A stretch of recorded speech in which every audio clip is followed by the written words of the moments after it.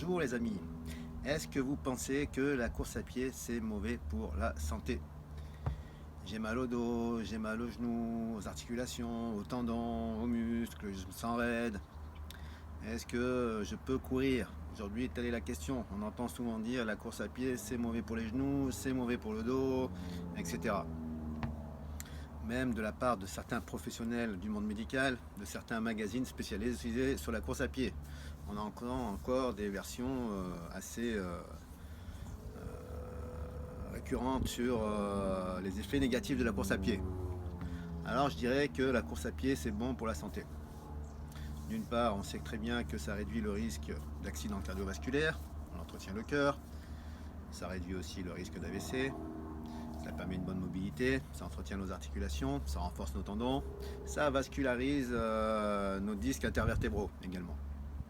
Donc il y a quand même des effets assez positifs, en tout cas plus positifs. Faut se baser sur des études. Alors forcément, les vendeurs de chaussures vont vous dire prenez des bons amortis, attention, telle ou telle chaussure, je vous conseille. Oui, ok, mais en fonction de chaque personne, ça va être différent. Moi, je cours depuis une trentaine d'années avec des petites pathologies, notamment une lésion méniscale, mais j'arrive encore à courir sans la moindre douleur. Alors, il y a des périodes en fonction de mon entraînement, du volume d'entraînement, de mon terrain d'entraînement, tout tas de facteurs, hein, en état de stress ou pas de stress, d'hygiène de vie, etc., d'alimentation. Donc, je vous conseille plutôt d'essayer, de tester, d'y aller doucement, d'être dans un club avec un professionnel, un coach, faites-vous encadrer pour pouvoir justement commencer la course à pied si vous commencez. Et puis petit à petit prendre goût à la course à pied. Il ne s'agit pas que de courir, il s'agit aussi de faire du renforcement musculaire spécifique, d'avoir des outils pour pouvoir progresser, pour éviter de se faire mal. Avec des bons conseils auprès d'un vendeur compétent, notamment auprès des équipements. Et là, vous allez voir que c'est assez intéressant et que la course à pied, c'est assez positif. On prend du plaisir physiquement, mentalement. C'est un antidépresseur, c'est vraiment excellent. Donc ne vous fiez pas toujours à ce qu'on vous dit. Parfois, forcément, on écoute les professionnels et aussi les magazines spécialisés qui encore ne sont pas des discours très très pertinents. Il y a des études qui ont été faites et on n'a plus les mêmes discours sur la course à pied, sur la traumatologie de la course à pied.